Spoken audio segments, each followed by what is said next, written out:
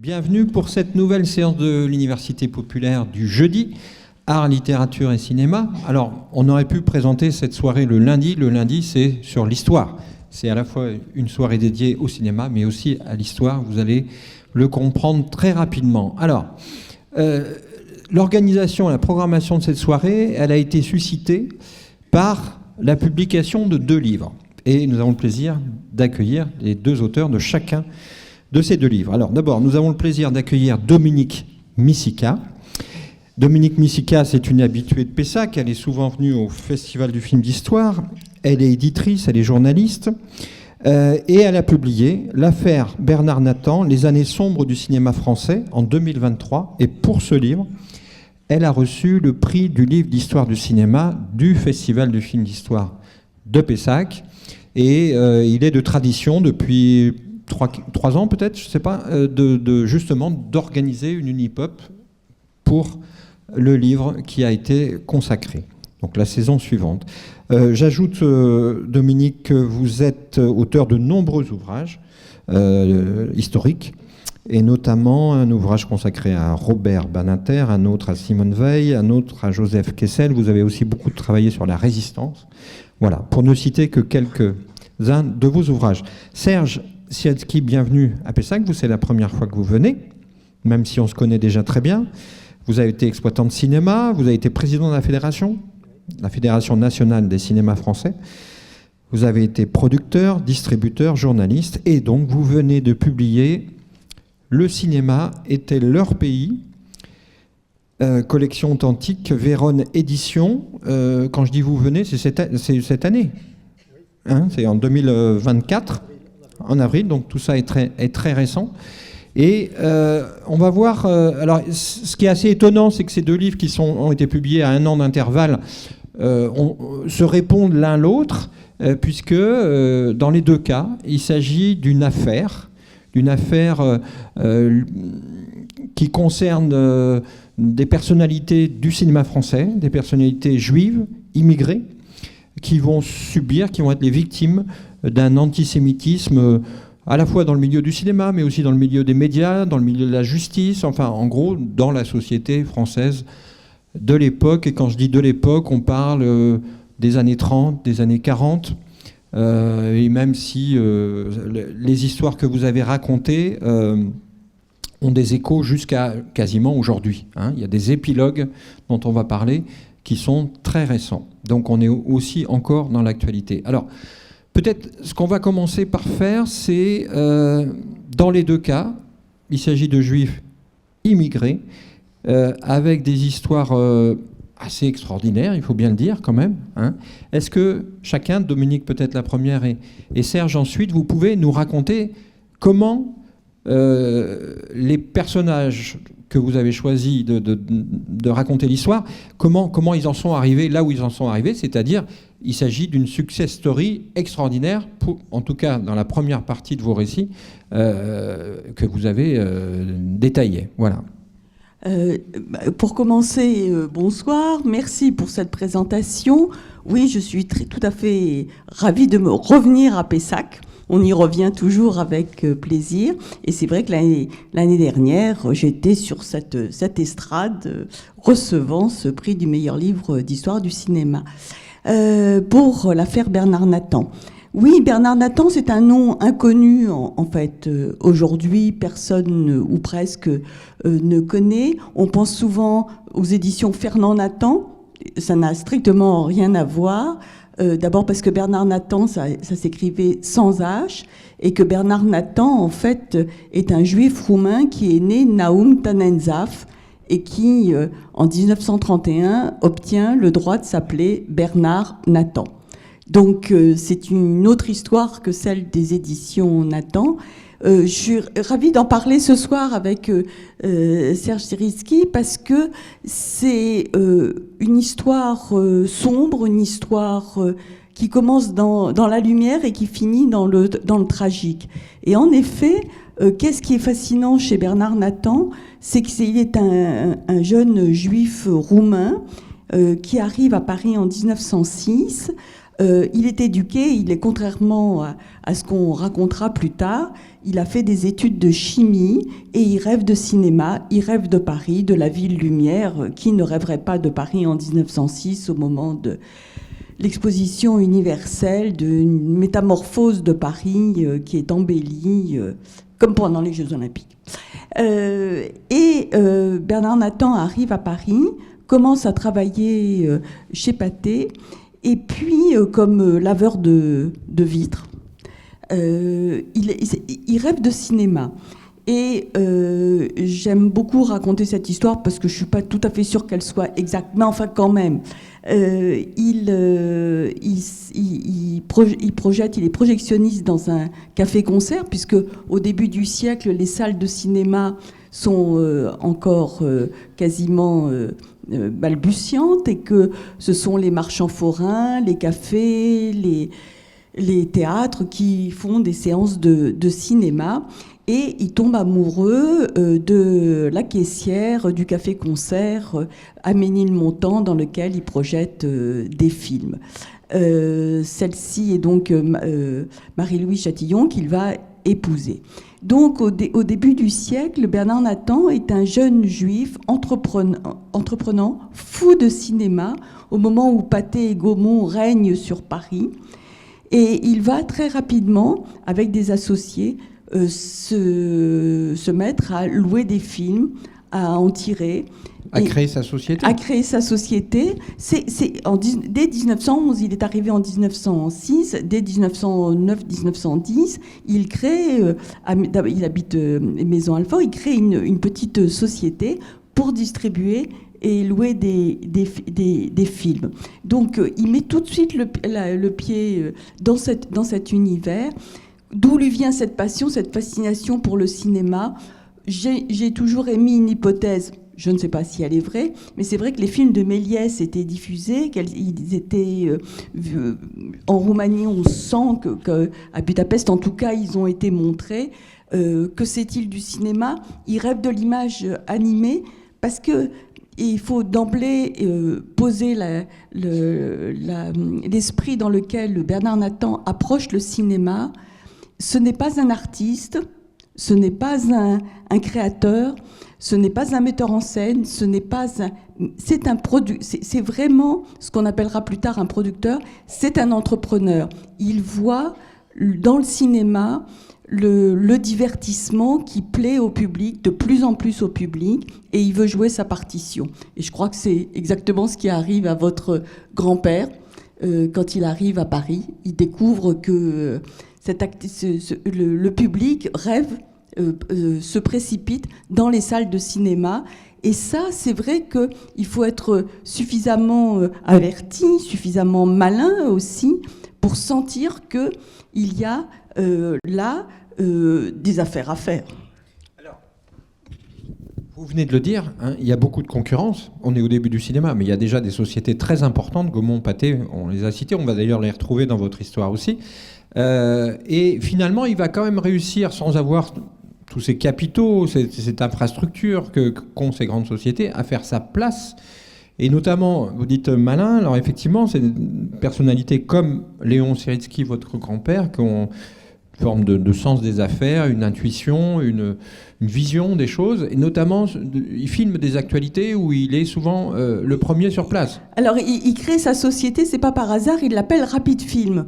Parce qu'il comprend que celui qui réagit le plus vite sera le gagnant. Donc, il envoie ses cadreurs filmer les arrivées de courses cyclistes, des inaugurations, des fêtes. Il a cette idée des actualités qui sont déjà, en fait, elles existent déjà, puisque les actualités Gaumont et Pathé existent déjà, mais lui, il est à l'affût d'événements qui sont des événements sportifs, puisqu'en 1924, il va produire, il ne va pas tourner, mais il va produire et développer les films des Jeux Olympiques Voilà, donc, 100 ans avant. 100 ans avant, 1924, il a l'idée de se rapprocher de celui qui obtient la licence pour les images des Jeux Olympiques. Donc il a cette idée d'avoir dans le même lieu les studios Franqueur, sur la butte Montmartre, là où aujourd'hui siège la FEMIS. Oui. Il crée des studios ultra modernes avec tout l'intégration des métiers de la production, c'est-à-dire que il a cette capacité de comprendre qu'il faut être équipé et qu'il faut les machines les plus modernes, qu'il faut l'électricité, qu'il faut des machines, qu'il faut des ouvriers spécialisés, qu'il faut être rapide. Et ça, c'est ce sens commercial qui il investit en fait énormément. Il investit. Dès qu'il gagne 3 sous, il les réinvestit. Et Rapide Film devient rapidement... il comprend aussi que développer les films des producteurs, c'est bien, mais produire lui-même, c'est encore mieux. Donc il a l'intuition qu'il faut à la fois produire, distribuer et diffuser. Donc il va équiper les studios Franqueur des machines dernier cri. Et en 1929, il va même aller aux États-Unis pour vraiment... au fond, il rêve de faire Hollywood à Paris. Il faut s'équiper. Ça, c'est un visionnaire et un entrepreneur. Alors, ce qu'il faut bien saisir, parce que c'est vrai que vous avez commencé par dire qu'on ne connaissait pas Nathan, hein, mais effectivement, ce que vous racontez est impressionnant, parce qu'on peut ajouter à ça. Donc, il a des studios, il fait des actualités, mais il a aussi des salles. Hein, on va y revenir avec la question de l'exploitation, c'est-à-dire qu'il a une entreprise qui est intégrée verticalement.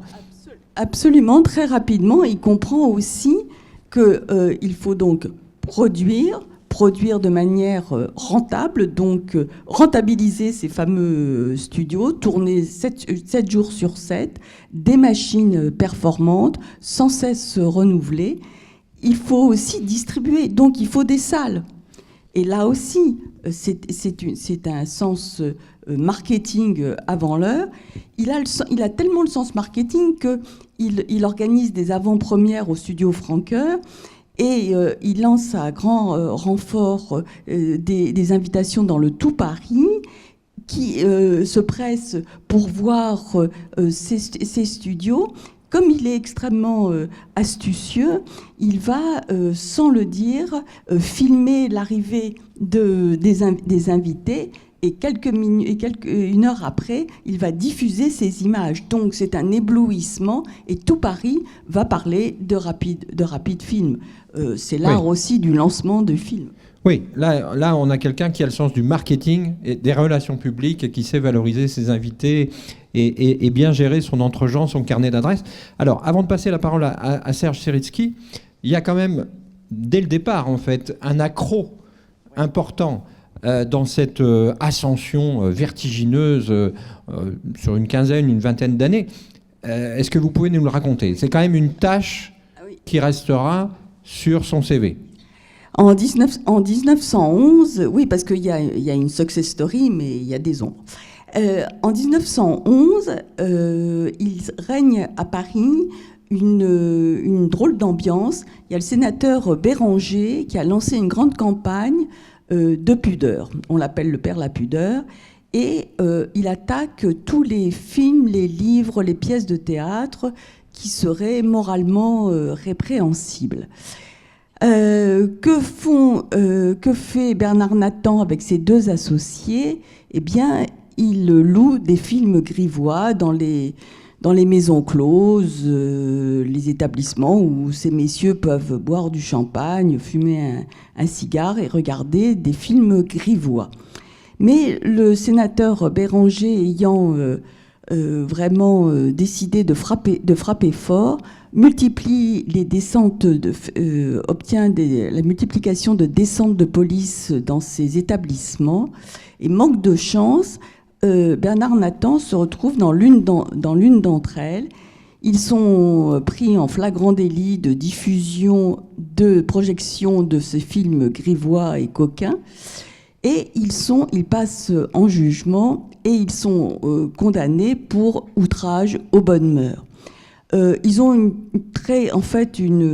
condamnation extrêmement légère puisque c'est entre 3 et 4 mois, ce qui n'est pas énorme. Mais c'est quand même dans son casier judiciaire. Lui, il s'en sort bien. Il a quand même un peu, pour parler vulgairement, chaud aux fesses, parce que le préfet, il est question aussi de l'expulser. Il est étranger. Il a épousé une Française, mais qui, Marie-Louise Chatillon, en l'épousant, a perdu la nationalité française, puisque c'était le cas à l'époque.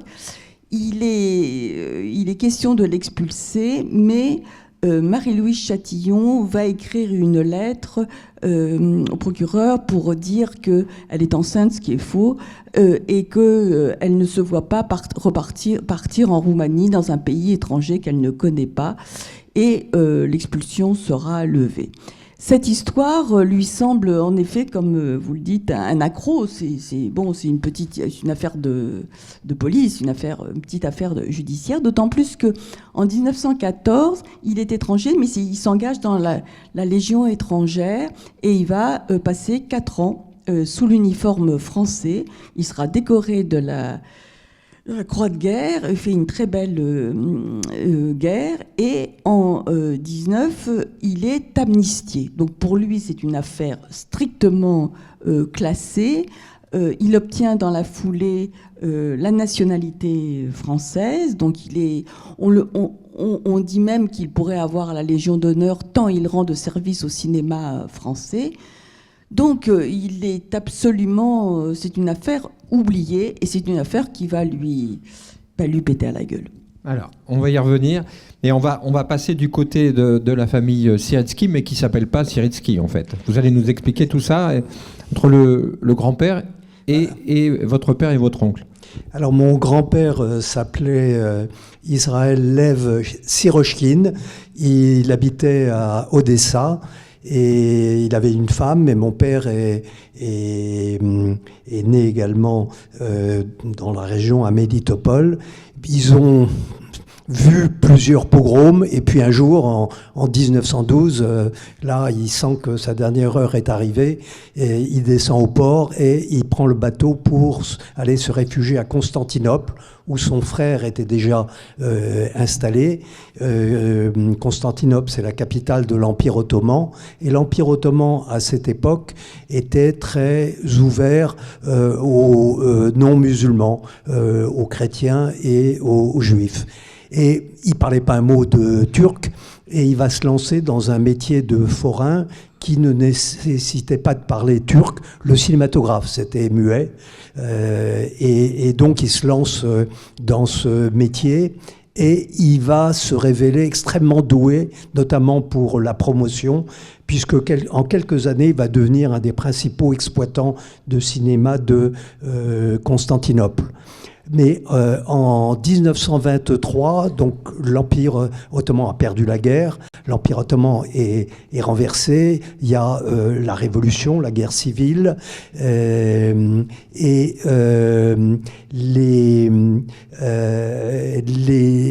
les Ottomans, après avoir massacré les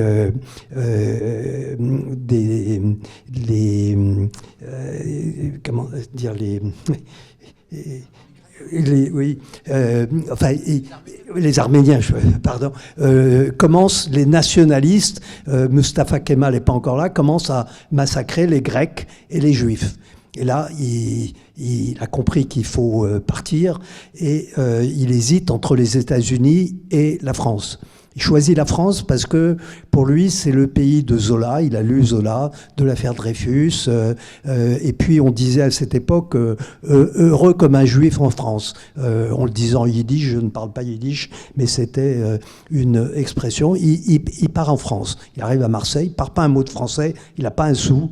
Et il est avec sa femme. Et là, il a 2 fils et une fille. Il va se relancer dans le cinéma. Il va monter à Paris. le cinéma à cette époque, c'était très différent de ce que vous connaissez aujourd'hui. Ça fonctionnait un peu comme dans le théâtre. Il y avait à Paris des salles d'exclusivité, donc un producteur arrivait à convaincre un propriétaire de salle de cinéma sur les Champs-Élysées ou sur les boulevards. C'était sur tous les boulevards à Paris qui avaient les grandes salles de cinéma, et il sort dans une salle d'exclusivité. Puis il va marcher ou pas. S'il marche, il peut tenir plusieurs semaines et plusieurs mois même dans la même salle. Ensuite, il va sortir dans des salles de deuxième exclusivité. Et puis, de fil en aiguille, il va sortir dans des salles de quartier. Voilà. Et l'exploitation d'un film peut s'étendre sur 1 an ou 2 ans. Hein. Voilà. Donc, c'est très différent de ce qu'on connaît aujourd'hui. Donc, il va démarrer avec des salles de quartier et il va se révéler très doué pour réussir à avoir les films qui vont marcher. C'est-à-dire à la fois déterminer quels sont les films qui vont marcher et trouver le moyen de les avoir. Et progressivement, il va développer son circuit de salles de cinéma. Et dans les années 25, il est pas français, hein, il est immigrant, mais il va donc avoir 2, 3, 4, 5, 6 salles. Et c'est là que Bernard Nathan, qui à ce moment-là a pris le contrôle de Pathé, se dit cet exploitant a des très bonnes salles, il est très bon et tout, et il lui propose de racheter ces salles. Il va racheter les salles de Léon Siritsky. Alors, entre-temps, quand il est arrivé en France, il s'appelait Sirochkine en Russie. Quand il arrive en France, je pense que le douanier à l'arrivée n'a pas dû comprendre ce qu'il lui disait, et on l'a appelé Siritsky. Et quand ça se terminait par Y, on était russe. Quand ça se terminait par I, on était polonais. Et il l'appelle Léon Siritsky. Et donc Léon Siritsky vend ses salles.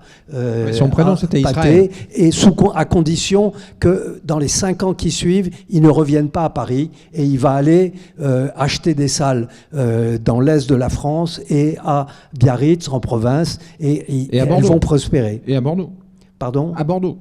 Et à Bordeaux également, mais les grandes salles, c'est Biarritz. Biarritz, c'est la ville où, de balnéaire de toute l'Europe, les rois, les princes, et il a 4 salles à Biarritz, et il y a même des premières mondiales de films américains qui ont lieu dans les salles de Léon Siritsky à Biarritz, voilà. Et en 32, 5 ans après, il revient à Paris.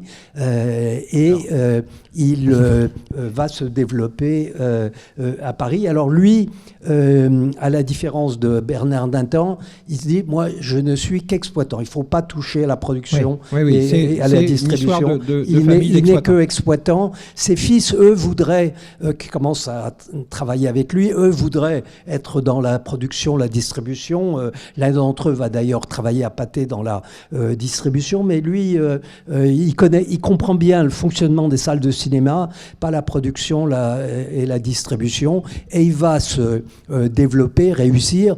En 1938, les 3 plus gros succès de l'année sortent en exclusivité dans les salles, dans le circuit Siritsky.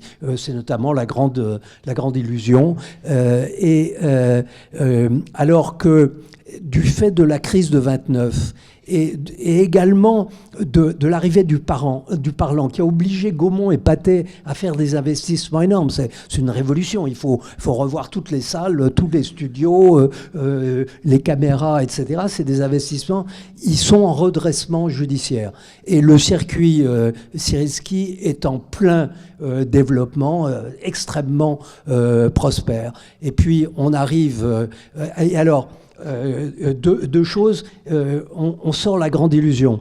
Quand on sort La Grande Illusion, Goebbels parle des Siritsky de ennemi cinématographique numéro 1. La Grande Illusion, quand on le voit aujourd'hui, c'est un film pacifiste. Pour les nazis, c'était vraiment ce qu'il y a de pire. Un film qui prône l'amitié franco-allemande, c'était insupportable. Et puis, les Siritsky sortent un film qui s'appelle je suis un espion nazi, qui était un film d'Anatole Litvak, un film américain, très anti-nazi. Tous les pays européens lui ont refusé le visa. Tous les pays européens, sauf la France et la Pologne. Et les seuls exploitants en France qui osent le sortir, c'est les Siritsky. Bon, ils n'étaient pas pro-nazis, évidemment, et ils le sortent. Et mon père m'a raconté que quand il allait les premiers jours dans la salle de cinéma, enfin le Marivaux ou le Max Linder sur les boulevards, il était agressé par les ligues qui l'attendaient, et il était protégé par son personnel qui voulait casser la gueule de ce juif qui agresse le camarade Hitler, etc. Et quand les Allemands ont occupé Varsovie, une des premières choses qu'ils ont fait les premiers jours, ils ont pendu les exploitants qui avaient présenté le film Je suis un espion nazi. Voilà. Et arrive la guerre. Alors, avant d'en arriver là, et puis on va repartir du côté de Bernard Nathan, c'est important, je crois, que vous expliquiez quand même, il y a une ascension fulgurante, donc ils partent d'Odessa, ils passent par Constantinople, ils reviennent à Paris, et tout d'un coup, ils deviennent les rois de l'exploitation en France, en quelque sorte. Vous expliquez le sens des affaires qu'ils ont, et notamment le fait que, là aussi, ils prennent de court la concurrence sur la programmation des films. Vous expliquez. Mon grand-père a compris le système que je vous ai expliqué, salle d'exclusivité, seconde exclusivité, etc. Donc un film sort, et puis les salles de seconde exclusivité attendent de voir si le film va marcher pour dire je veux le jouer après telle salle des Champs-Élysées, etc. Puis après viendront les salles de quartier et tout. Lui, il a compris très vite comment ça fonctionne, et il se trouve qu'en Turquie, les enfants allaient à l'école et ils apprenaient le français. Et donc, mon grand-père ne parle pas un mot de français, mon père parle un peu français. Et donc, mon père, qui est encore un jeune enfant, il va à l'école, il va avec mon grand-père, un film sort en exclusivité, il va voir les films en exclusivité, et mon père lui traduit les bandeaux, et il se fait une idée tout de suite, dès le premier jour, de la qualité de ses films. Et donc, il a des petites salles, de merde en banlieue, hein, et tout de suite, il contacte le producteur, il dit votre film formidable, etc. Je le veux, enfin les films qu'il pense devoir marcher. Et donc, naturellement, le film va aller en seconde exclusivité, et puis dans des grandes salles de quartier, mais dans sa zone, c'est le premier à l'avoir demandé, et le producteur est tout content, et d'un seul coup, les gens doivent, mais c'est Siritsky qui a les bons films. Voilà. Donc c'est une chose qu'il a compris. Donc il y a un vrai travail d'anticipation. Exactement. Et de programmation, et puis, c'est important de le dire. Voilà. Et autre exemple, quand on parle de marketing, je crois que Nathan, c'est la même chose. Il avait le sens du marketing. Et par exemple, il y a le film La Chienne qui va sortir. Ni le réalisateur, ni le producteur, enfin personne n'y croit. Donc le film avec Michel Simon, de Jean Renoir. Voilà, Jean Renoir avec Michel Simon, et le producteur, je crois, c'est Rich B. Ils y croient pas. Ils veulent pas aller même à la première et tout. Et mon grand-père a une idée. Il fait une publicité sur le thème. Vous savez, je conseille aux personnes qui ont le sens moral, qui n'aiment pas les cochonneries, etc. Je les conseille de ne pas aller voir ce film parce qu'ils vont être extrêmement choqués. Et naturellement, tout de suite, il y a la queue. Voilà, et le film est un immense succès. Et Jean Renoir, dans ses mémoires, le raconte. Oui, voilà. Alors, on revient à Bernard Nathan. Donc, le premier grand tournant de l'histoire de Bernard Nathan, c'est évidemment la rencontre de Bernard Nathan avec Charles Pathé. Bon, est-ce que vous pouvez nous raconter? Ouais. C'est un basculement considérable. Absolument. Donc, en 1929, Charles Pathé est déjà un vieux monsieur qui se croit, à tort d'ailleurs, atteint d'un cancer puisqu'il a mal à la gorge. Et il a déjà en grande partie liquidé les actifs de sa maison. Il est persuadé que les États-Unis, Hollywood en tête, va dominer le cinéma français et qu'il n'est pas nécessaire ni intelligent de continuer. Donc il veut se séparer des derniers actifs de Pathé. Et se pointe ce jeune producteur qui a une quarantaine d'années, Bernard Nathan, qui lui est présenté et qui lui piaffe d'impatience à l'idée de racheter la maison Pathé parce que Pathé, c'est un nom magique. La preuve, c'est qu'aujourd'hui encore, on le connaît et que c'est équivalent au cinéma. Donc Charles Pathé vend sa maison et Bernard Nathan accole son nom et ça devient Pathé Nathan. Et à partir de 1930 jusqu'en 1938, il va littéralement métamorphoser cette maison qui était endormie. Comme l'a dit Serge, première chose, il faut équiper les salles de cinéma puisqu'il va produire les premiers films parlants. Donc c'est bien de produire les films parlants, mais si on n'entend pas, si l'écran n'est pas beau et en bon état, que les fauteuils ne sont pas aussi confortables qu'ils sont aujourd'hui, eh bien le public ne viendra pas. Donc ça, c'est quand même son idée absolument novatrice. Il va vraiment faire des salles de cinéma, Pathé Marignan, Pathé Bellecour, Pathé Victor Hugo. Les salles sont luxueuses, confortables, bien équipées. Le son est absolument parfait. Il rachète dans la corbeille Pathé, il y a les studios de Joinville.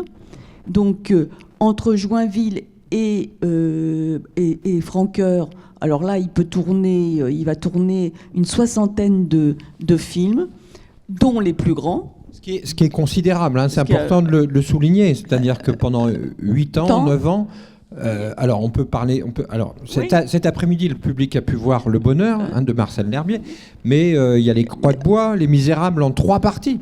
Absolument, et ça, par exemple, Les Croix de Bois, c'est quand même l'adaptation du roman de Goncourt de Roland d'Orgelès, dont l'avant-première se déroule en présence de Paul Doumer, le président de la République. C'est le producteur qui règne sur...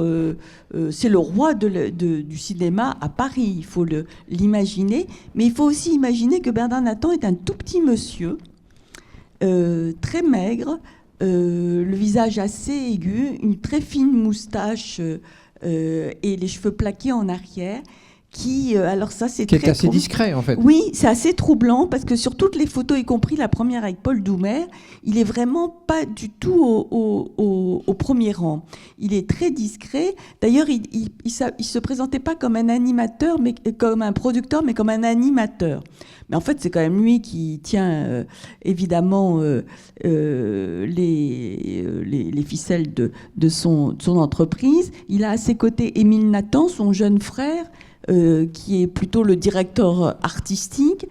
Et lui, il est en train de développer, donc, de faire, comme je l'ai dit, Hollywood à Paris. C'est-à-dire que non seulement il produit une soixantaine de films, les actualités Pathé renaissent de manière extrêmement dynamique.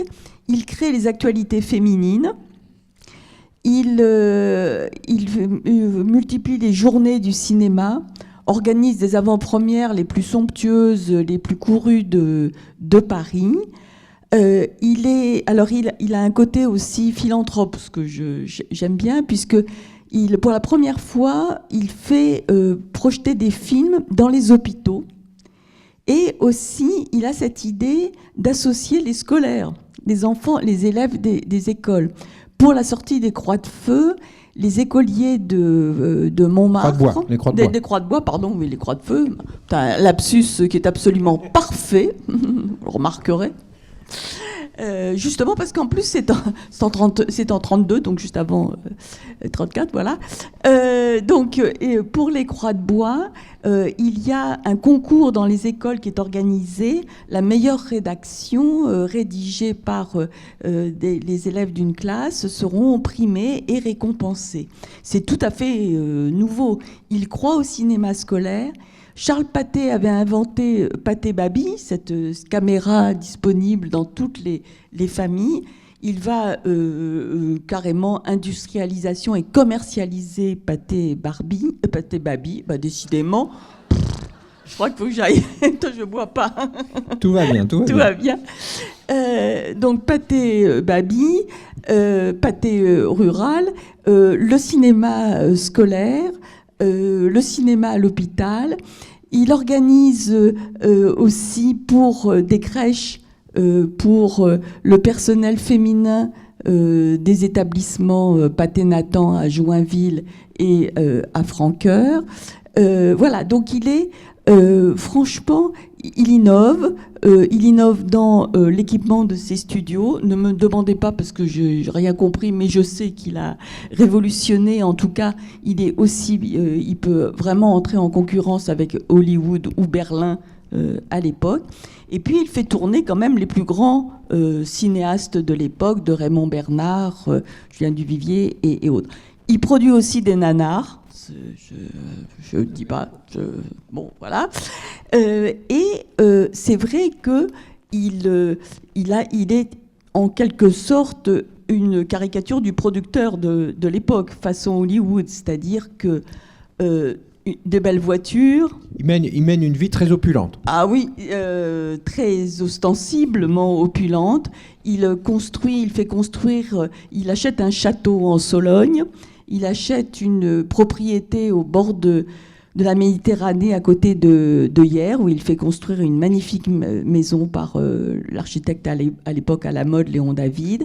Il construit aussi une maison qui existe toujours, et aussi une maison en Bretagne, à Carqueiranne, à côté de Brest. Bref, il a un hôtel particulier rue Caulaincourt. Le train de vie est assez vertigineux. Alors, ça c'est le succès, on va voir la suite. On revient du côté de la famille Sieradzki. Alors, bon là, 38, vous parliez tout à l'heure de la grande illusion, on s'approche de la guerre. Et c'est vrai que vous dites bien dans votre livre que votre famille a subi des pogroms, en fait. Hein.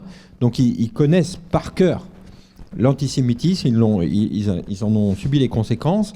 Ils l'ont vu de très près, et donc dès l'accession de Hitler au pouvoir, ils savent le risque que représente ce nouveau pouvoir, et ils se méfient, mais ils se méfient peut-être pas suffisamment finalement.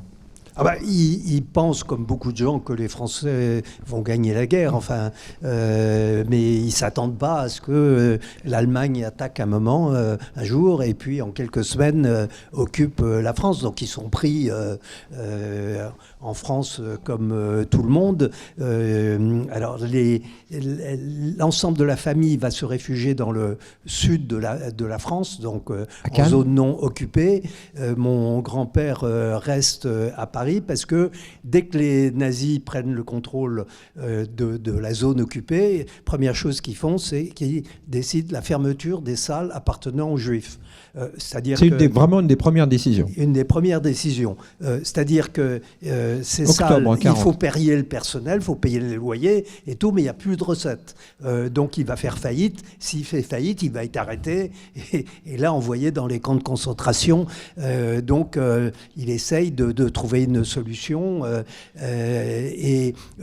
Là, on est en septembre, et le 7 octobre, le gouvernement de Vichy prend le statut des Juifs qui interdit des tas de professions aux Juifs, dont le cinéma. Mais le cinéma, ils sont encore plus durs que dans d'autres professions, parce que dans les autres professions, vous ne pouvez pas être chef d'entreprise, tandis que là, vous ne pouvez pas être technicien. Il faut avoir une carte, et il faut démontrer, pour avoir la carte professionnelle, pour être preneur de son, opérateur et tout, il faut démontrer que 3 sur 4 de vos grands-parents sont des Aryens.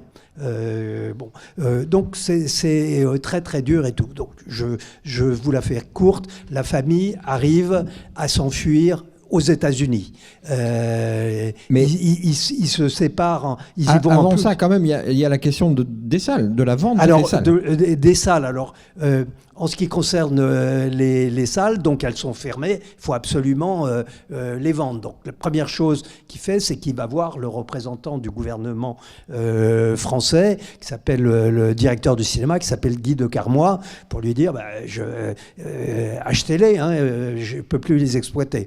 Et Guy de Carmois demande au gouvernement, ils n'ont pas d'argent, ils ne peuvent pas les acheter. Donc, mais il lui trouve un acheteur qui lui propose de l'acheter pour un prix qu'on estime dérisoire, payable en 5 ans. Mon grand-père a compris que dans 5 ans, il sera sans doute plus là. Donc, il refuse et il cherche. Et on lui dit, mais il y a un type qui est en train d'acheter toutes les salles disponibles et tout. Et tout le monde vend d'ailleurs ces salles, y compris les non-juifs, parce qu'ils ne savent pas du tout ce que les Allemands vont en faire. En Pologne et en Tchécoslovaquie, on les utilise pour diffuser des films de propagande allemands. Mais ce type achète toutes les salles. Et mon grand-père va le voir, il discute durement.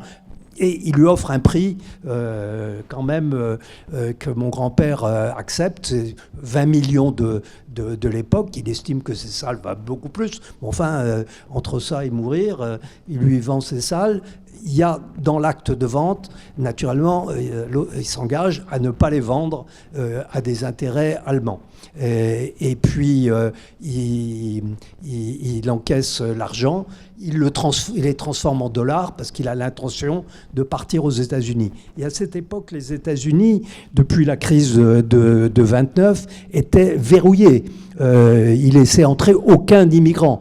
Et donc, comment il va réussir à aller aux États-Unis? Or, il se trouve que depuis 1937, au Festival de Venise, il a rencontré un de ses amis qu'il avait connu à Constantinople, un juif qui également avait fui les pogroms de Russie, qui s'appelait Boris Moros, et qui était devenu un des dirigeants de la Paramount. Il a rencontré au festival, et ils ont décidé de créer ensemble une société de distribution de films français aux États-Unis. Et à cette époque, les films français marchaient, en tout cas dans les grandes villes américaines. Et donc Boris Moros va les aider à rentrer aux États-Unis en disant « Mais attendez, c'est mes associés, ils viennent contrôler les comptes, on ne peut pas quand même les empêcher de venir contrôler les comptes. » Donc c'est comme ça que la famille va pouvoir rentrer. Enfin, ça ne va pas être si simple parce que les dollars qu'il a, ce sont des faux dollars. Donc on a 20 millions, enfin l'équivalent de 20 millions de francs en faux dollars, et on va avoir des problèmes avec la justice. Ma mère et ma tante qui sont passées par Cuba, là ils sont arrêtés pour faux dollars, ils sont en prison, etc. Et donc, mais ils vont quand même réussir parce que c'est des personnalités mondialement connues dans le cinéma. Donc on va des gens, les patrons des studios et tout, vont dire non, quand même les Siritsky, c'est pas des trafiquants, etc. Ils vont réussir à rentrer aux États-Unis. Alors la chute de cette partie-là, c'est quand même que malheureusement c'est racheté. C'est récupéré. Alors, la chute, c'est que celui qui a racheté les salles, effectivement, il ne les vend pas aux Allemands, il les vend à un Espagnol. Et c'est cet Espagnol qui les vend à la Continentale, qui est le circuit allemand nazi, dirigé par un ami de Goebbels, un nazi. Et d'ailleurs, les deux, l'Espagnol et le Français, vont travailler à la Continentale. Bon, mon grand-père n'allait pas remonter à Paris pour dire vous n'avez pas respecté le contrat, c'est pas l'esprit du contrat, etc. Donc, si on résume, c'est un grand circuit de salles qui est propriété donc d'un exploitant juif qui passe aux mains des Allemands. C'est un circuit qui s'appelle à ce moment-là la Sogec, et il a racheté d'autres salles, mais disons que sur 23 salles d'exclusivité, il y en a 22 qui viennent du circuit Siritsky. Alors, on revient, là, on est au cœur des deux récits. On arrive effectivement au début de la guerre, mais pour Nathan, son destin se noue avant. il est accusé d'avoir fait des malversations, d'avoir contribué finalement à la faillite de Pathé. Est-ce que... Oui, c'est la partie noire de la vie de Bernard Nathan. C'est-à-dire que tout lui réussit jusque les années 35-36, où là, les choses se gâtent. En réalité, il y a, comme on l'a dit, la crise de 29, mais qui arrive en 1931 en France, et qui provoque la faillite d'un certain nombre de banques, parce que les banques ne sont pas aussi aussi solides qu'aujourd'hui. Il y a des banques qui font faillite. Il y a la Paramount qui, en 1938, va mettre la clé sous la porte, qui a déjà des sérieuses pertes. Et Bernard Nathan est face à une cabale lancée contre lui par Charles Pathé et le monde des affaires, qui, voyant que, en définitive, le cinéma produit énormément de bénéfices, c'est quand même triste de voir que ces dividendes sont aux mains d'un juif immigré.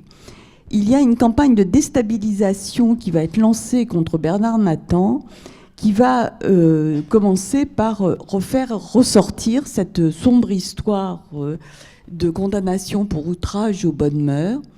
Et on va commencer d'abord à révéler que Bernard Nathan s'appelle Naoum Tanenzaf, qu'il est juif,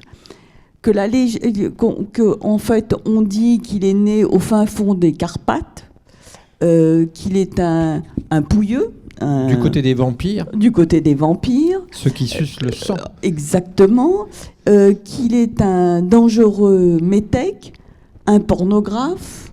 Pire, on dit que non seulement il a produit, ce qui est faux, mais qu'il a produit des films porno.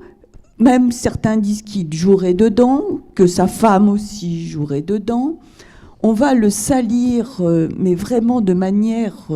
mais ignomineuse dans la presse, et puis surtout, et en même temps, on va commencer à l'accuser de conduire Pathé à la faillite, et qu'il aurait siphonné l'argent de Pathé pour financer son train de vie, ou qu'il aurait dérobé des centaines de millions de francs. Cette campagne de déstabilisation qui vise à récupérer la maison Pathé-Nathan, qui brille de tous les feux, eh bien, elle va s'accrocher à une histoire qui est véritablement une escroquerie, parce que, comme je le dis souvent, et même si j'ai écrit ce livre grâce aux archives de Bernard Nathan et des petites filles de Bernard Nathan n'était pas un enfant de cœur.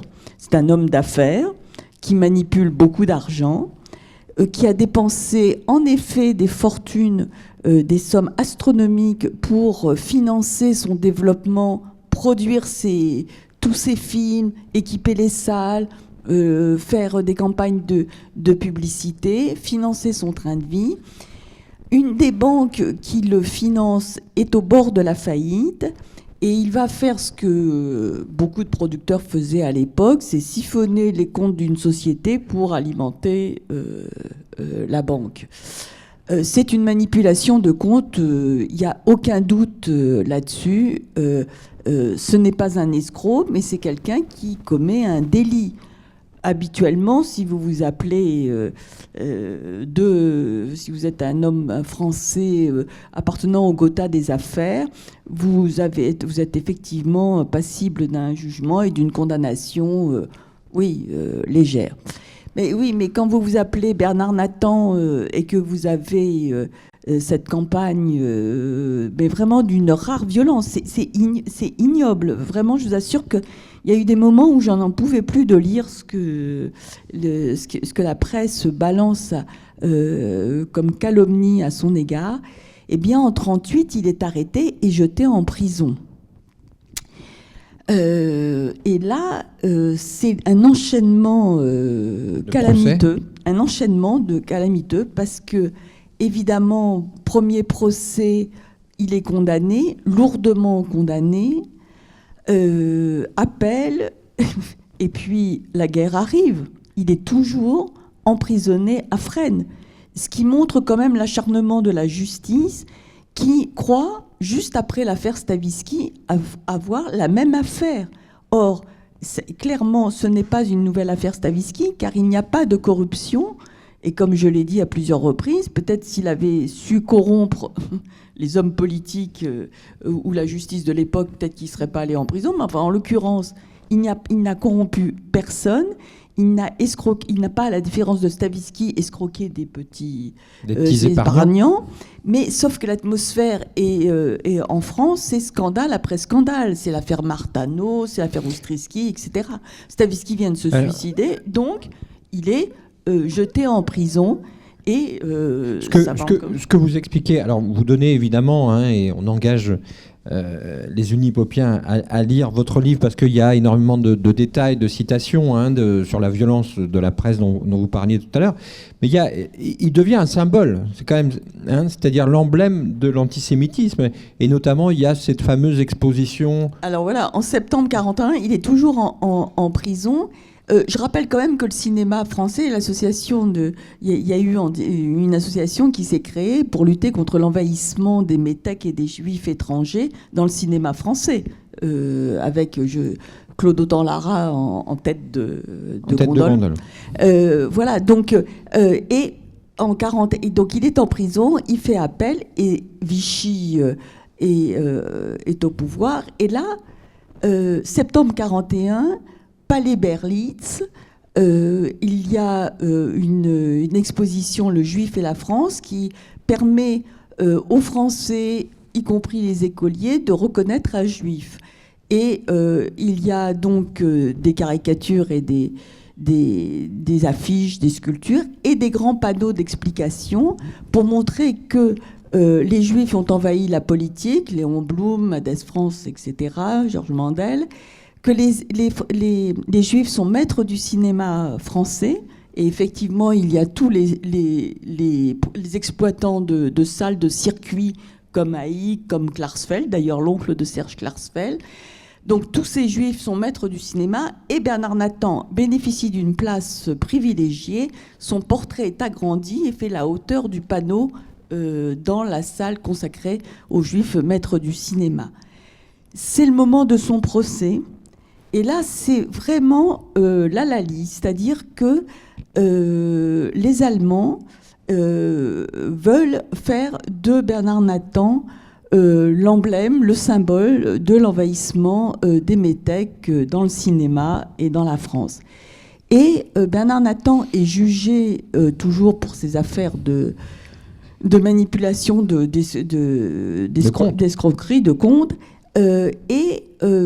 C'est un homme déjà donc, qui est en prison depuis 1938, qui a été lâché par tous les metteurs en scène, les réalisateurs, les acteurs qui l'a fait travailler, mais qui l'ont vraiment oublié.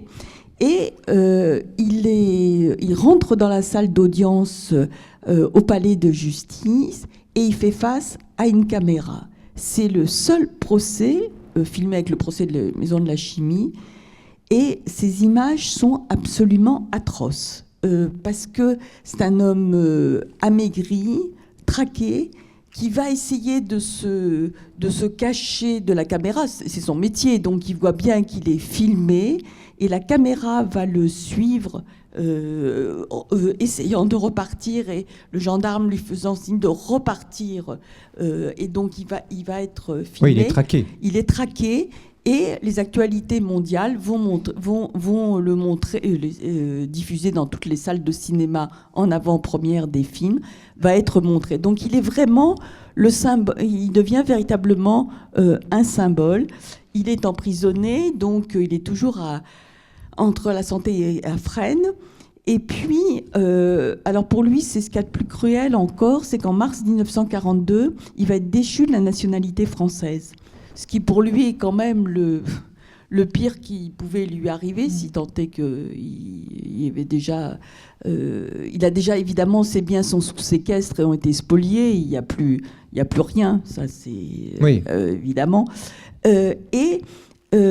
Vichy a inventé une catégorie qui a été franchement extrêmement efficace, à savoir c'est la catégorie des juifs dits consignés, à savoir que un juif comme Bernard Nathan qui en septembre 1942 a purgé sa peine, il pourrait sortir, il pourrait être libéré. En droit français, vous avez purgé votre peine, il n'a même pas bénéficié de remise de peine ni de conditions particulières. En septembre 1942, il est libérable. Eh bien, Vichy livre directement Bernard Nathan et d'autres directement à la préfecture de police de Paris, à Drancy. Voilà, on arrête là. On va y revenir, évidemment. Alors, on revient du côté de la famille Siritsky en parallèle. Donc, vous disiez tout à l'heure, Serge, que la famille réussit, un peu miraculeusement, il faut quand même le dire, à aller aux États-Unis et repart et fait des affaires aux États-Unis. Ils sont incroyables, en fait. Ils repartent... Avec la ils se lancent dans l'exploitation. Alors là, ils inventent des art house, des cinéma d'art d'essai. Donc ils font des projections avec des réalisateurs qui viennent. Ils ont déjà, je pense que c'est parmi les inventeurs du cinéma d'auteur, parce que je vous en reparlerai peut-être après. Et puis ils distribuent des films français parce que pendant toute la guerre, la France n'était pas en guerre avec les États-Unis. L'Allemagne l'a été, mais pas la France. Donc ils sortent films français et ils ont créé cette société parce qu'ils connaissent tous les grands réalisateurs français. Et donc ils vont réussir. Et puis en 1945, les Alliés ont gagné. Et donc mon grand-père apprend qu'il y a une loi en France qui dit que les Juifs à qui les nazis ont pris leurs biens ou qui ont été contraints de vendre leurs biens peuvent venir les récupérer en France. S'ils les ont vendus, ils peuvent les racheter au prix auquel ils les ont vendus. Donc il se dit, je vais rentrer en France, récupérer mes salles. Et ses fils lui disent, écoute, peut-être pas le moment, tu sais, les communistes sont dans le gouvernement, on ne sait pas ce qui va se passer. Tout. Non, mon grand-père dit, ça je rentre en France, il rentre en France et il découvre que les salles de la Continentale, la Sogec, s'appelle désormais l'UGC, et il va les récupérer. Il suffit d'aller devant un tribunal qui va prendre la décision de récupérer. Et il va devoir les racheter pour 20 millions de francs. Mais comme elles valent beaucoup plus que 20 millions de francs, ça lui pose aucun problème. Sauf qu'il est contacté par les dirigeants de l'UGC qui lui disent « Écoutez, non, le gouvernement français veut les garder, vous ne pouvez pas les redemander. » Il dit « Attendez, c'est la loi, hein, non, écoutez, si vous insistez, franchement, vous allez le regretter. » Il dit « J'insiste. » Bon, d'accord. Il insiste. Et à ce moment-là, le procureur général de la République l'accuse de collaboration avec les nazis. Ça ne tient pas la route, enfin, c'est vraiment incroyable. Léon Siritsky a collaboré avec les nazis, mais enfin, tout le monde dans le cinéma sait que c'est totalement faux et impossible. Mais le procureur cherche à saisir le comité de justice qui dépend de la Cour de justice pour régler ces affaires. Et le comité de justice dit, mais attendez, on ne veut pas même traiter cette affaire, ça ne tient pas debout, il n'y a pas les accusations et tout, c'est juste des accusations. Il n'y a pas la moindre preuve et tout. On refuse de traiter cette affaire. Donc c'est transféré en correctionnel. Et là, c'est jugé en correctionnel. Et en avril 1948, le tribunal correctionnel, avec des termes très durs pour l'État français, dit acquitte Léon Siritsky en disant mais il n'y a aucune preuve, enfin ça ne tient pas la route, etc. Je publie dans le livre, il y a un article du Figaro où on voit les juges, enfin vraiment la violence des juges à l'égard de l'État et tout. Mais à ce moment-là, le procureur fait appel. Et l'avocat de mon grand-père lui dit, vous savez, ça, là, en France, les appels, ça va prendre des années. Et puis comme c'est l'État, ils vont faire trader, ça va prendre 3-4 ans. Et donc, ils viendront vous voir pour négocier quelque chose. On attend ce qui va se passer. Ça ne se passe pas du tout comme ça. Parce que la Cour d'appel de Paris se saisit de l'affaire en août 48. Il a été acquitté en avril, et en août 48, ils disent on veut juger l'affaire. Et en septembre, en 48 heures de procès, il est condamné à la prison, 20 ans d'interdiction de prison ferme, 20 ans d'interdiction de diriger une entreprise et des amendes considérables. Et lui et ses fils sont poursuivis pour profit illicite avec l'ennemi. Donc mon grand-père s'enfuit aux États-Unis et là ses fils lui disent on t'avait bien dit etc. Bon, il est contacté par les gens de l'UGC, on dit mais on vous avait dit qu'il fallait pas faire ce on sait que vous êtes innocent mais on vous avait prévenu etc. Donc il y a des discussions qui vont s'étaler sur plusieurs années et à la fin, bon, il sait qu'il ne gagnera pas et donc ils disent on va vous faire bénéficier d'une loi d'amnistie en échange de votre renoncement à la restitution des salles. Ils vont accepter. Entre-temps, ils sont devenus américains parce qu'en France, ils étaient apatrides. Ils n'avaient pas pu devenir français. Aux États-Unis, si vous êtes résident pendant 5 ans, vous devenez américain. Ils étaient américains. Et en 1950, ils décident, mon grand-père a été amnistié, ils décident de rentrer en France. C'est un choix qu'ils font. Ils disent, on a choisi la France comme pays en venant de Turquie. On n'a pas été aux États-Unis, on a été en France. On a voulu nous empêcher de poursuivre notre carrière en France. On va revenir en France, on va réussir de nouveau en France. Ils vendent leurs affaires aux États-Unis, ils reviennent en France, ils redémarrent à zéro. Mon grand-père est très vieux, il va décéder en 53 et ils vont progressivement se lancer cette fois-ci non seulement dans l'exploitation mais également dans la distribution et la production. Ils vont produire, distribuer le premier film de Claude Berry, les premiers Astérix, les Tintin, des grands réalisateurs. On va y revenir. On va terminer d'abord. On va achever malheureusement Bernard Nathan, mais avec bien sûr un épilogue. Je l'ai annoncé au début, c'est des histoires qui ont aussi un épilogue qui est très récent, sur une forme de réhabilitation dans les deux cas, à la fois, j'ai envie de dire, presque médiatique ou professionnelle, mais aussi juridique. Alors, Bernard Nathan, on était à Drancy. On est à Drancy, il est déporté par le convoi 37 en septembre 1942. Il ne revient pas. Et son procès continue. Parce en août 44, il est jugé toujours pour ses histoires et il est indiqué qu'il ne s'est pas présenté à l'audience. Sachant qu'il est mort en 42. Il est mort en 42. C'est assez délicat. À Birkenau. Oui.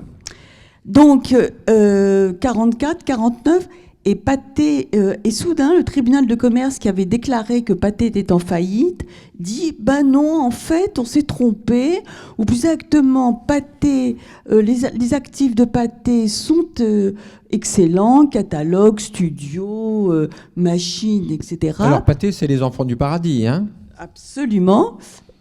Tout va bien, écoutez, on va repartir, et puis on va solder simplement, on va demander à la veuve de Bernard Nathan de céder encore quelques biens qui lui restent en lui expliquant que ça pourrait lui coûter cher, ça serait long si elle tentait de récupérer quoi que ce soit. Il faut imaginer cette femme qui a 2 filles, qui ont maintenant, ce sont des jumelles, qui ont maintenant 18 ans. Elle est épuisée, elle a plus rien, donc elle va céder. Et Pathé va renaître de ses cendres.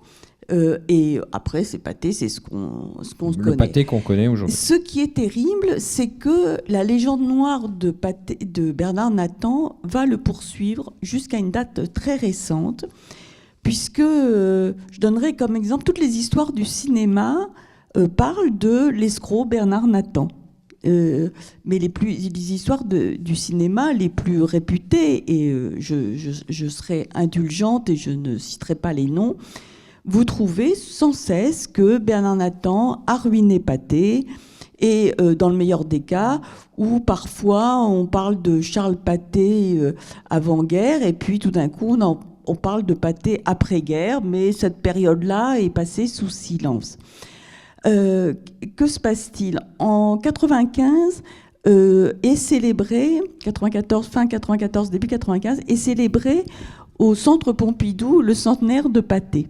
Et les petites filles de Bernard Nathan s'y rendent, et elles voient que dans un petit recoin, il y a une vitrine avec la photo de leur grand-père, sa carte d'identité, ça c'était quand même assez étrange, quelques documents, et c'est tout.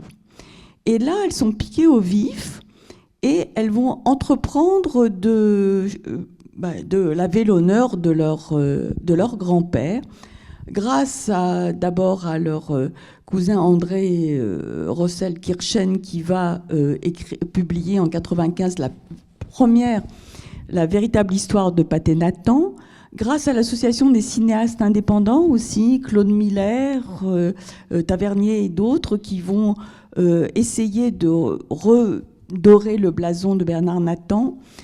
Les filles de Bernard Nathan, les petites filles, obtiennent qu'une plaque soit posée à la Fémis, parce que la Fémis n'avait gardé aucune trace ni aucune mémoire du fait que les locaux que l'école occupe, qui est quand même la plus grande école de cinéma en France et réputée dans le monde entier, n'avait gardé aucune trace du créateur et de celui qui avait fondé ces studios rue Francoeur. Mais en 2000, Jacques Pradel, sur Europe 1, va prendre au téléphone un chercheur qui va raconter qu'il a trouvé le magot de Bernard Nathan, des lingots d'or, des bijoux et des dollars dans un jardin en Normandie, à Lyons-la-Forêt. Là, c'est vrai que les petites filles passent un cap supplémentaire et vont porter plainte et gagner, d'ailleurs, évidemment. Mais il n'empêche qu'on continue pendant des années à lire. Et c'est vrai que quand j'ai découvert cette histoire par les archives qu'elles ont conservées, par les archives judiciaires qui existent, par la presse, quand elles m'ont dit que leur grand-mère disait « Ne lisez pas, votre grand-père était quelqu'un de merveilleux qui aimait le cinéma, qui s'est sacrifié pour le cinéma », c'est vrai qu'on lit beaucoup d'horreur. Et j'ai été très choquée parce que récemment, un romancier, dans une grande maison d'édition, met en scène un producteur de cinéma dans les années 30, cite nommément Bernard Nathan, lui donne un rôle de producteur de films porno, qui, alors là c'est mieux encore parce qu'il est carrément un assassin, parce qu'il égorge l'actrice dans le film porno qu'il tourne. C'est mieux quand même, parce que ça, on ne l'avait pas encore traité d'assassin. Et ça, c'est en 2022. Je crois quand même que la légende noire de Bernard Nathan n'est pas une mince affaire à détruire. Et c'est vrai que j'étais très heureuse ici de recevoir ce prix et de pouvoir en parler dans différents médias, parce que vraiment c'est une histoire, une sale histoire, alors que on pourrait être fier de ces années et de tout ce qu'il a accompli, mais son nom a été effacé, et quand il n'est pas effacé, il a été sali. Donc c'est vraiment une histoire tragique, on ne peut pas dire autrement, une histoire de mémoire. Avec une réhabilitation très tardive. Très tardive, on est quand même... en 2024. On est en 2024. Ça fait 80 ans plus tard. Voilà, et je vous assure que vous lisez des histoires du cinéma qui sont En fait, les historiens, je plaide, c'est contre mon propre camp, recopient donc cette histoire de Bernard Nathan ayant ruiné Pathé, étant un producteur de films porno. C'est une légende noire qui ne cesse de il y a même eu sur le site Wikipédia de Bernard Nathan des gens qui ont vandalisé le site et qui ont replacé ça.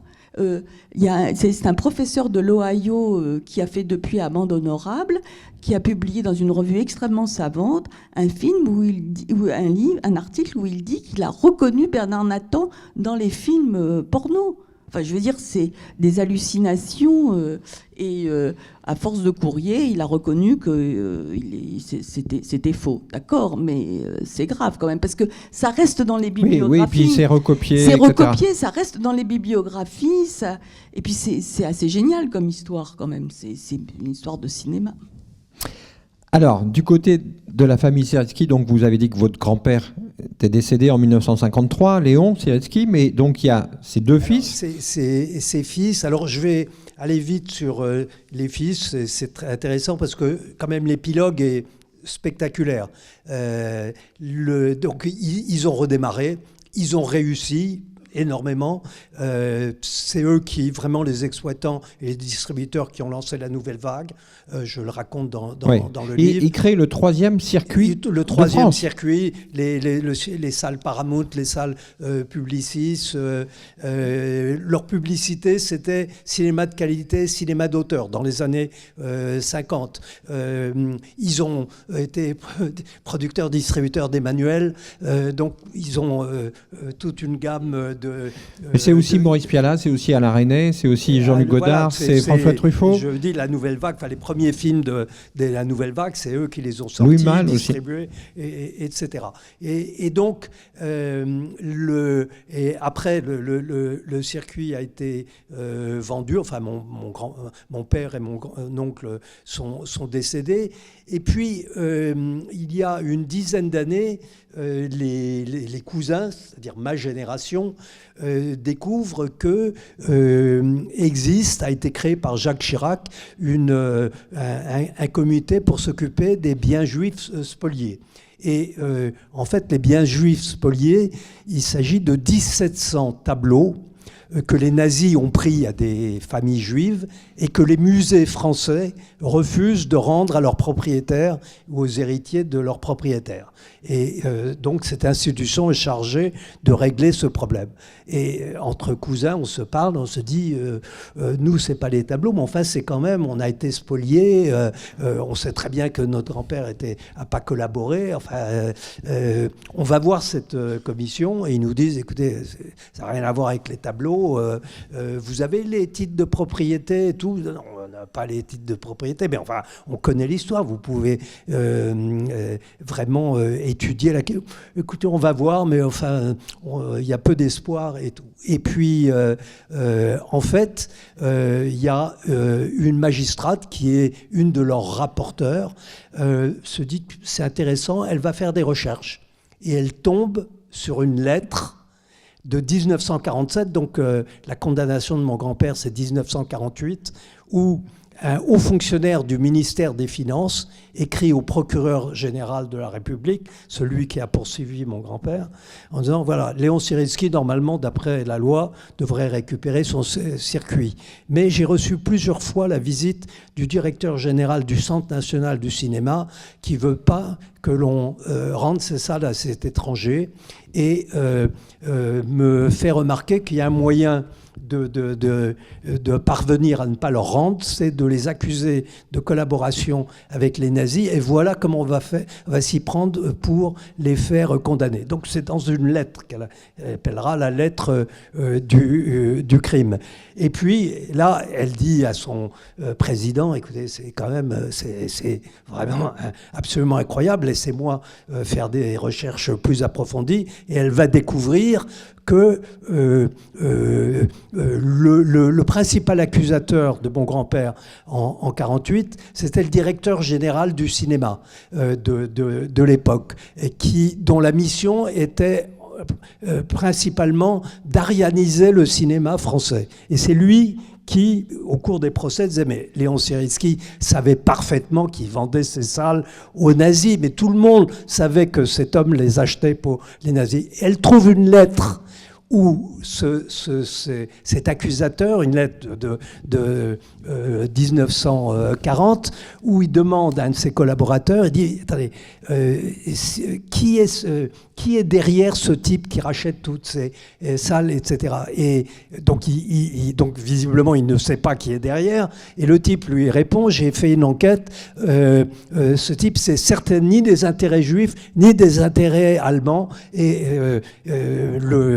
l'accusateur dit « Je vous remercie et tout. » Et au procès, il disait « Mais tout le monde savait que c'était les Allemands qui étaient derrière. » Mon grand-père, il a été accusé parce qu'il aurait vendu les salles beaucoup plus cher qu'elles valaient. Elles ne valaient que 7,5 millions, il les a vendues 20 millions, et donc il a fait un profit illicite avec les nazis. Et quand, au cours du procès, l'avocat disait « Mais les nazis ont fermé les salles de Léon Siritsky parce qu'il était juif, pourquoi vont-ils lui acheter les salles plus chères qu'elles ne valent ?» Et le procureur répondait « Parce que ces gens sont très malins, il avait réussi à leur faire croire qu'il était russe orthodoxe. » Donc ça, c'est sur cette base qu'il a été condamné. Et là, l'expert donc qui a donné ces chiffres, il avait été à l'EGC et c'était sur les comptes des Siritsky qu'il avait établi son expertise. En 1960, mon père et mon oncle ont réussi à faire nommer un autre expert et qui a réétudié l'affaire, a dit « Écoutez, j'ai calculé, le premier expert a mal calculé, ils n'ont pas du tout fait de profit, etc. » Et les poursuites qui ont duré jusqu'en 1960 ont été arrêtées contre mon père et mon oncle. Mais ce deuxième expert, qu'est-ce qu'il avait fait en 1960 ? Il avait été à l'UGC et pour demander les comptes. Et l'UGC lui a dit « Ah mais on les a jamais eus, les Allemands étaient partis avec. » Donc le premier expert fait une expertise sur des comptes qu'il a inventés.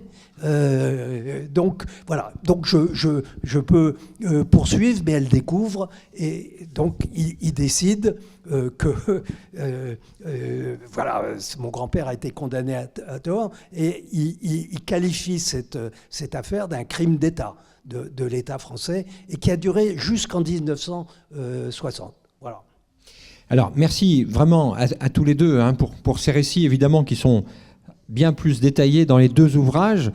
Et vous l'avez compris, bien sûr, il y a cet antisémitisme qui est présent dans la société française d'une manière générale, mais qui est aussi présent dans le milieu du cinéma. Et c'est bien de le rappeler, parce qu'on a une image du milieu du cinéma qui n'est pas forcément celle-là. Mais là, la réalité, l'histoire nous démontre le contraire. Alors, avant de terminer cette séance, je voudrais juste évoquer le sort de Harry Bor, qui est une troisième histoire que je vais essayer de résumer, puisque le film de 20h30, puisque quand on fait une soirée comme celle-là, la question c'est quels sont les films qu'on programme, évidemment. Et donc tout à l'heure, c'était le Bonheur qui a été produit par Pathé Nathan. C'était pas forcément facile de trouver un film pour illustrer, parce que votre grand-père et votre père ainsi que votre oncle ont été exploitants, mais ils ont tellement...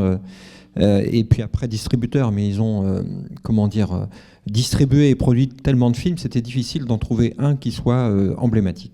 Mais c'est vrai que l'histoire d'Harry Bor est une histoire, pour le coup, carrément emblématique. Alors, vous connaissez Harry Bor, oui ou non ? Alors justement, le fait, c'est un peu comme Bernard Nathan, c'est-à-dire que ça a été un des personnages clés des années 30 en France, et on ne le connaît plus aujourd'hui, alors qu'on connaît bien évidemment Fernandel, Jean Gabin, Rému ou plein d'autres grands acteurs de cette époque-là. Donc Harry Bor, il est considéré comme un des tout premiers acteurs du cinéma français dans les années 30. Il a une notoriété à l'échelle européenne, Ses films sont distribués dans le monde entier. C'est un acteur qui vient du théâtre, qui a un physique assez imposant, qui est très corpulent, qui joue les rôles importants de la littérature française ou de la musique.